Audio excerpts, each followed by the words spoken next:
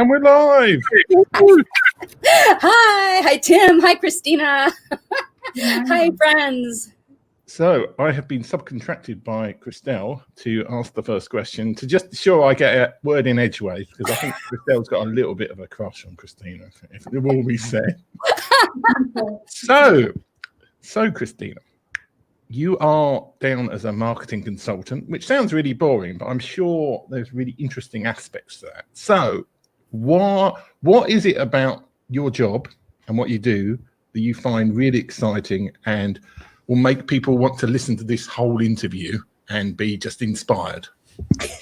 No pressure. Oh, it sounds boring. Okay. Well, I am a freelance marketing consultant. I own my own business. Have done so since April 2019 after leaving corporate America. So I had a really long, I'm going to date myself. I had a long career in marketing in corporate America for 20 years, the last of which was 14 years at a big brand that we all know and love, that you may have TVs and stereos and et cetera from. But I really trained myself up within those ranks to develop my skill set, my passion, which is to take the features and the benefits of products and services and articulate that into the marketplace. And at the center of all of that is my undying, relentless love to understand the human condition. So it's really about connecting with others. And that's what I do for my clients who range from big brands all the way down to entrepreneurs.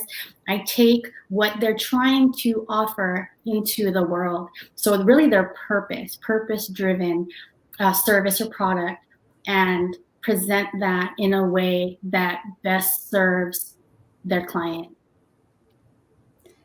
Okay, so this is what makes me really excited. Leading and serving with purpose. Those very specific words are magical. Will you explain what that means for yourself and how you teach that to others? Sure. So, in the world of the agency, right, marketing, a lot of times you'll get companies that just take the product or the service, they take it within the brand's voice, and they articulate that.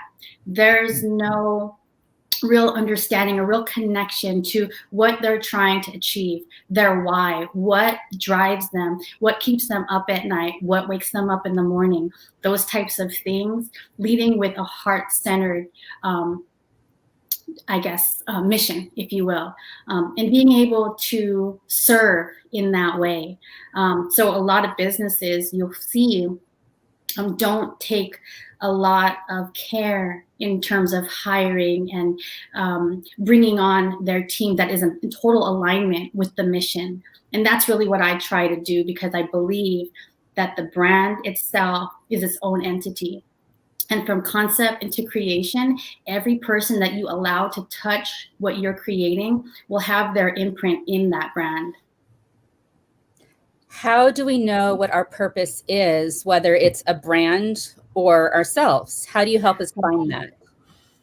There's a lot of that goes into that, but really it's a psychology and a sociology and it's soul searching, right? What's important to you? What are you trying to offer? I think it's Jim Collins, right? He talks about going from good to great, and it's finding your hedgehog. What are you the best at in the world? What is your passion? And also, what's the appetite for? Now, the appetite, I feel, while it's part of that Venn diagram, there's always an appetite. There's 7.5 billion people in the world, right? You're going to find somebody who resonates with what you're trying to achieve if it's based upon what you love. So it's not necessarily having to go after a particular person. And of course you have a customer avatar, but those people will find you if you focus in on what you're best at and what you love. Mm-hmm. What is your purpose, Christina? Oh, goodness. Here you go. To get through the interview. What's your purpose, Christina? No. It really, it's going to sound weird, but my purpose is to show up in love. And that means in a loving way to try to find out what my client's authentic purpose is and to articulate that in the best way possible. So I share my story, and you know it, Christelle, and we don't have to get into all that right now, but it's really taking all of those trials and those tribulations throughout your life and going back to what made you most curious as a child before all of those fears instilled some walls within your heart space, breaking through all of that. So I love doing that for my clients. That's what brings me alive. That's what keeps me up. That's what makes me excited. A lot of times the conversations that I have with my clients, they're all strategic. Okay, they're big, they're big why, they're kind of spiritual in nature, if you will. But let's have that conversation. Let me make you excited about what you're doing and why you're doing it. Reconnect with that. And let me go and do what I need to do tactically, whether that be in creating technical guides for you, blog posts, your social strategy, those kinds of things. But when I work with my clients and where I come alive is to really get into the reasons why they started in the first place. So imagine you don't know Christelle, which I know is difficult. Are we going to talk about my llama farm? I'm going to talk about the llama farm. It's a running joke on this show that I don't know where I created that Christelle was going to start a llama farm in some way and try and llama farm business. So like, you didn't know Christelle and she comes to you and wants to be your client where she's running a llama farm. And we're not entirely sure if it's some sort of petting zoo where people pay to pet the llamas who then spit at them, or if it's some sort of llama sales thing like llamas as pets. But what is the process? What kind of process do you go through? What kind of questions? I mean, I know you've talked about what people's why is, but presumably you can't just go to people and say, what is your why?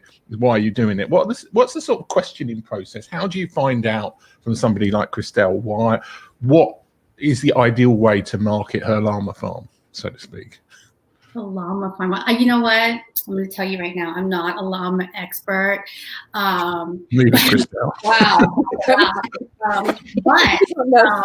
But that aside, the process of discovery is really trying to find out what Christelle loves about the llama, and why is it the llama and not the bear? What people within her circle now, both professionally and personally, what they come to her for naturally, right? So what is she known for? Does she have passion for llamas? And so she's a subject matter expert there. And what is it that she knows that other people don't know about that to bring the best llama farm, I guess is what we're talking about, into existence. So it starts there, really, right? It starts there in a deep dive into who she actually is. Forget the product, forget the service, but let's talk about you as a person. And then we build out from there and why that particular product or service, the llama, was your choice to manifest the passion, right? Because it's really the passion that you're trying to bring out, and that the llama is the tool, right? I'm like a llama. I think they're cute. They're cute. Yeah. Mm-hmm. The unicorn llama. Maybe that would be. Yeah. There are llamas close to me, kind of, right? We have a couple farms, ironically. And Tim, since we've come up with this llama farm idea, I even saw a llama farm near you somewhere. Yeah, I've sent you the link to it. Well, it's alpaca, actually. It's not llama. Okay. I'm not entirely sure what the difference is between alpacas and llamas. So I noticed that. They seem quite, I think they invite children to come in and pet them or something.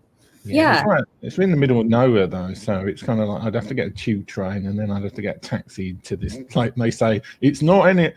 You have to go and specially put this postcode in because it doesn't show up on any of the Uber maps. Okay, well, when I come to London, we're going to have to visit that llama farm. Yeah. With our T-shirts. Christina, anyway. Is this where the power of story comes in, though?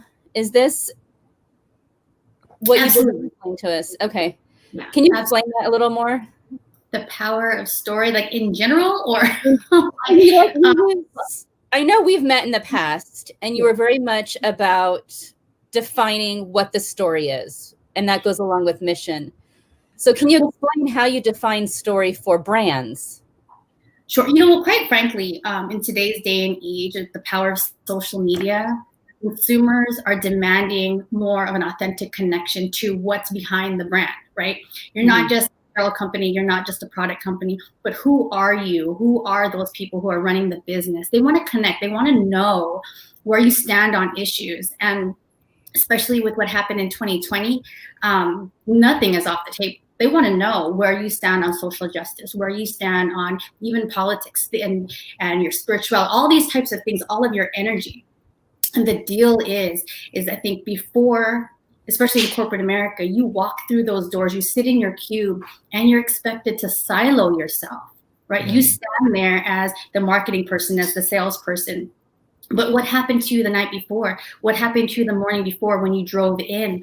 All those things that make you who you are. And that's why when you know your story and you're able to communicate that unapologetically, what you believe in and who you are, why you're doing it, and go out to seek the people to build that team who align with you. If you hire me, I don't necessarily need to be a Llama lover today, but as we get into that process, I do need to buy into that concept to believe in it, right?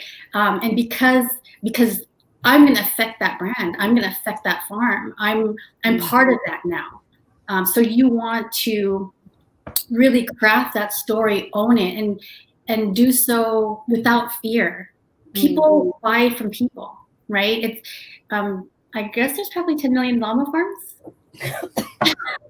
10 million? I don't know. I'm guessing. That's right. But there are many llama farms. Why am I going to go to yours versus the other one down the street? In more literal terms, right? Clothing is a big one, right? Yeah. Clothing and apparel. Anybody can own a t-shirt brand, but who stands behind the brand? Quality is one thing, price is another thing, but it's how it makes me feel.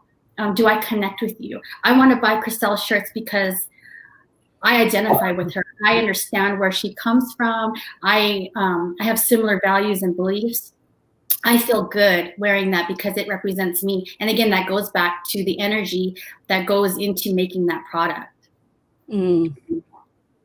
So from what you suggest, like you go for this initial interview process, have you ever had or two situations? One situation, I guess, is where they just don't resonate with you, and you think that this person is talking about how they work in a rivet factory or something, and you're like, why are you doing that? You're just trying to, you're not really. And the other is, have you ever had the situation where you've talked to somebody and then as you've gone through it, they've actually worked out that they shouldn't really be doing what they're doing at the moment? So Christelle shouldn't be running a llama farm. She should be running a llama blog site about how to take care of llamas and that kind of thing. Have you ever had either of those situations, and how did you deal with it? Well, I think that really what it comes down to in the process of discovery, because there are initial calls to even see if it's a match. If I don't feel that it's a vibrational match for me, and that would be being that they're not at a place where they're actually wanting to step into their power, there's something holding them back from that, I tend to actually turn those clients away. So I think that's what you're trying to get at. Because the person needs to also be coachable, right? So there are a lot of companies out there, small and big, that really want to deliver the package, don't use your critical thinking, don't use your skill set, your passion, do the thing and deliver it. For me, I don't do well there. Because I want to, my value, what I'm going to charge you for is to bring my passions and allow you to grow. You need to be coachable into that, especially when you deal with, like, say, even social media. There are a lot of people that will come and they'll say, I don't know why my business isn't growing. I know I need to be on social media. Can you help me do that?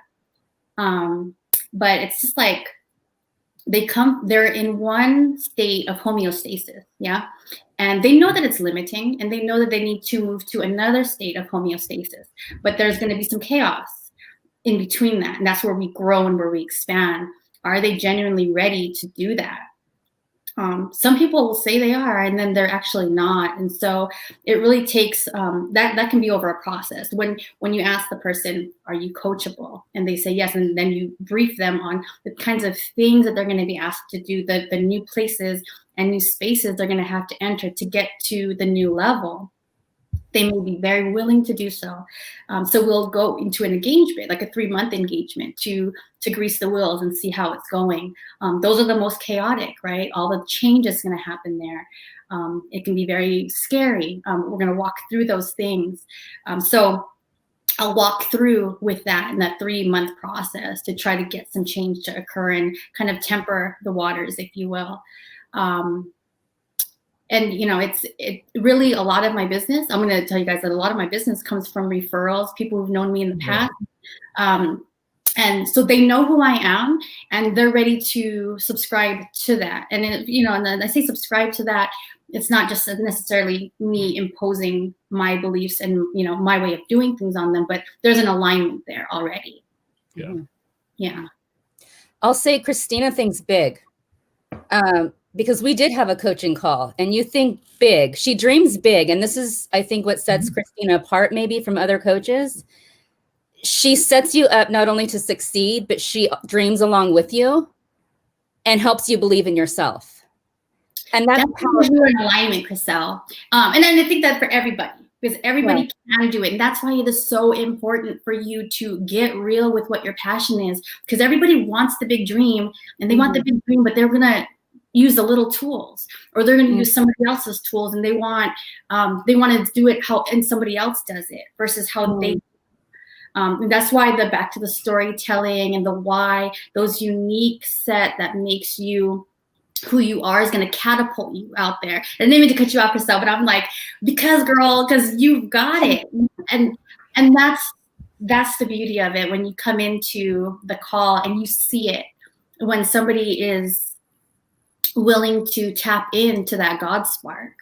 I can take you there. You're actually going to take us there, and I'm just going to be there along the way to make that happen with those tactical tools. And it's funny you talk about a coaching call. It's, you know, it ends up being that a lot of the time.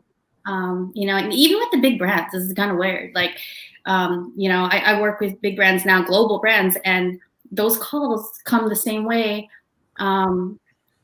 It's more of a soul purpose call, and then I go on to do the big things, and it's just magical. I think it's probably even more necessary in big brands, isn't it? Sorry, I was talking over you. No, say that again. That was important. I was saying it's even more necessary with big brands, because everybody is siloed, and everybody is. If you're somebody like Christelle, you've got a whole range of everything to do that you could potentially do, but people who work in, say, a marketing department, a big organization, they're very much like used to just being in this tiny little lane. So that wasn't really a question. I'm sorry. That was just I wanted to hear what you had to say. And Tim, you're similar with your books. I mean, yeah, I've been I don't know if you knew Christina. He's written several books. He's written several books, and he has a broad range of places he can go, and he has gone. So it's fun to watch. It's just fun to watch people who want other people to win and who are cheerleaders for other people. And so it makes everything much more magical. Christina, you talked about something, and I'm looking down because I keep reading what you sent me, and I want to ask about this. Something about when the outside does not align with the inside. You wrote about that to me, and I want to touch on that. I don't quite know how to ask it, but at times, our outside does not match what's on the inside, and social media allowed that to happen. Will you expand upon that and kind of explain what you were explaining to me in this regard? Well, I don't even remember. I was like in the moment, but since we're going there, so yeah, with social media, we'll take it. There's a couple different ways we can take that, but with social media, especially, people can get very caught up in appearing to be as such. They're appearing to be quote unquote successful. They're appearing to be happy, instead of actually doing the work to be those things, right? So, and I've been listening to, some sermons lately, and the pastor is talking about people who try to perfect the roar versus just perfecting the lion that you are, and the roar becomes effortless, right? And the problem is that when you get too caught up in creating the facade of being all the things and not doing the inner work to actually be all the things, your momentum is shifted to the wrong thing. You feel like you can't take off the facade and do the work, because that takes time. So it takes a discipline, I think, and a fearlessness. A lot of times you'll see it, though. You'll see it. People will be on social media and then they'll disappear and they'll go quiet. And then they'll come back, 1 month, 2 months, even 3 months later, and they'll say, hey, sorry, I took a break. I had to work on me. And they show something happened in those moments, that they decided they're not going to stop posting about what they're trying to be about, and they're going to start being about it. And what's going to happen is that everything else becomes effortless. And you see that even in posts. A lot of times people will stress on, what am I going to post today? How am I going to say this? How is it going to be received? How many people are going to like it? They're caught up in creating something versus just being that something and bringing people along with the journey, that story that you're trying to share. So that's one piece of it. And then I think you talked about the internal and the external being out of alignment. I'll take that back to corporate. And there's a lot of people, right, who have, they're very successful. They've attained the title, the pay grade, all the benefits, all the things. Externally, they've got the car, they've got the house, whatever they've got, right? They've got all the things, but what they're doing to get all the things doesn't align with what truly makes them happy. There's a misalignment there. And that's when you'll see a lot of people who are highly successful from the external. That's not a facade, right? They've really got all of these things. It's not impossible to amass material wealth and success externally and be a complete mess internally. Yeah. But there's contentment there, right? And at the end of all days, when we look back on it, I don't think there's anybody who is in their last moments of life thinking, I wish I got 10 more cars. I wish I had these more vacations. They'll go back and they'll say, I wish I did what I loved. Whether or not I left it all out in the field, because what they'll do is they'll take it home. They're going wherever they're going after this life, and they'll have that God spark with them, and they'll never have shared it with the world. And that's a really tough place to be in, because there's no going back, right? Once you're there already.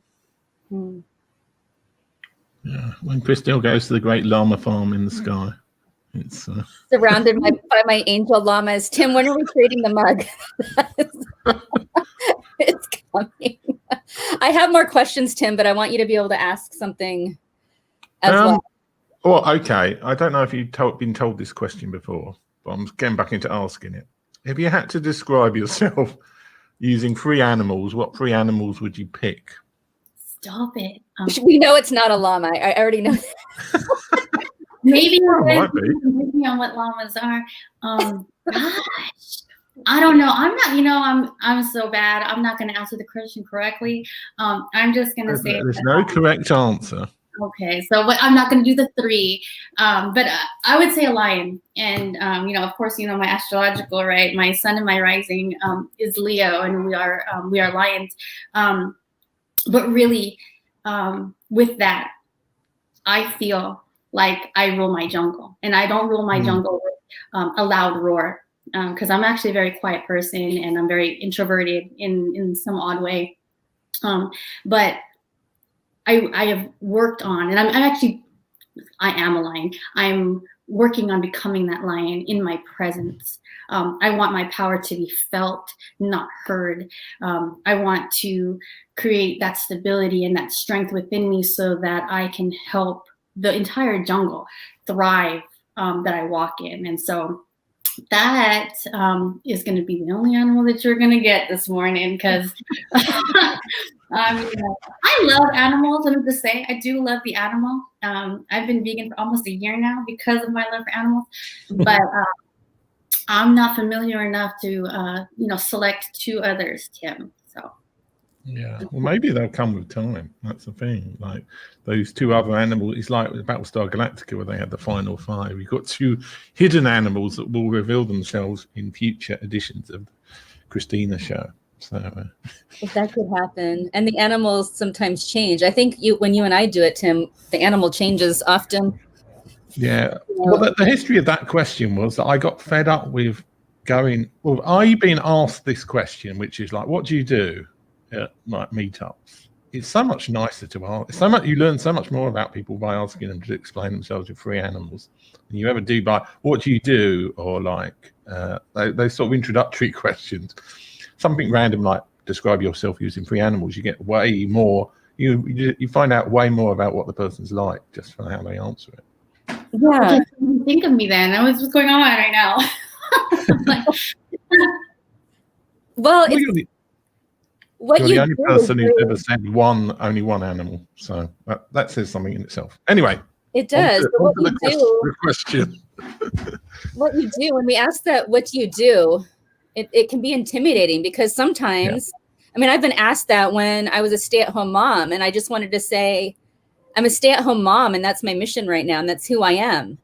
But it gets intimidating when you're surrounded by people who are like, but this is what I do, and this is because what you do is not who you are. We know that. We've had this conversation. Exactly. So I love that question, Tim. I think it's brilliant, quite honestly. Christina, I want to ask you as your last question before we ask you where we can find you. What is success to you?